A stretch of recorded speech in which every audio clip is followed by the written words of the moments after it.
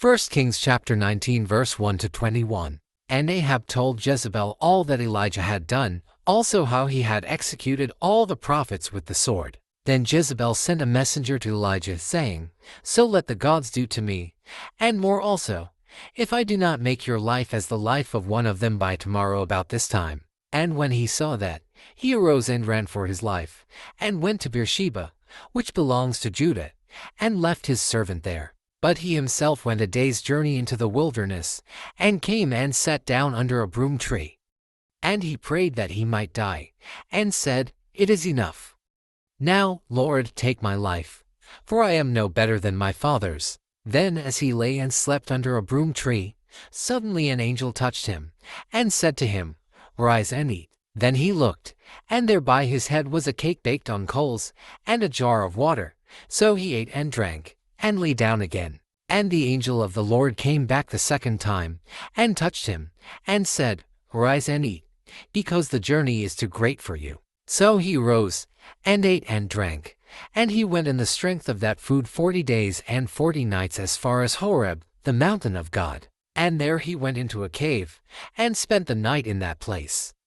And behold, the word of the Lord came to him, and he said to him, What are you doing here, Elijah? So he said, I have been very zealous for the Lord God of hosts.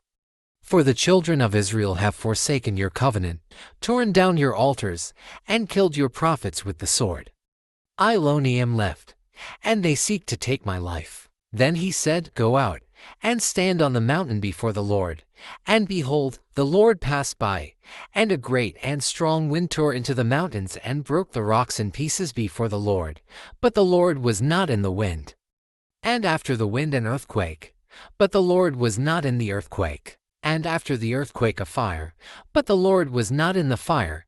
And after the fire a still small voice. So it was, when Elijah heard it, that he wrapped his face in his mantle and went out and stood in the entrance of the cave.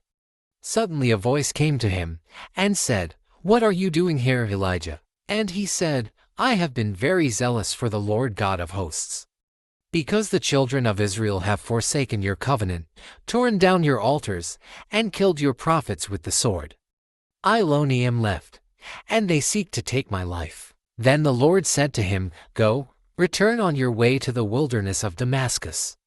And when you arrive, anoint Hazael as king over Syria. Also you shall anoint Jehu the son of Nimshi as king over Israel. And Elisha the son of Shaphat of Abel-Meholah you shall anoint as prophet in your place. It shall be that whoever escapes the sword of Hazael, Jehu will kill. And whoever escapes the sword of Jehu, Elisha will kill. Yet I have reserved 7,000 in Israel, all whose knees have not bowed to Baal, and every mouth that has not kissed him. So he departed from there, and found Elisha the son of Shaphat, who was plowing with 12 yoke of oxen before him, and he was with the 12th.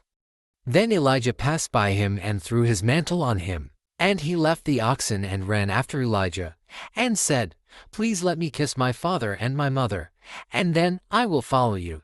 And he said to him, Go back again, for what have I done to you? So Elisha turned back from him, and took a yoke of oxen and slaughtered them and boiled their flesh, using the oxen's equipment, and gave it to the people, and they ate.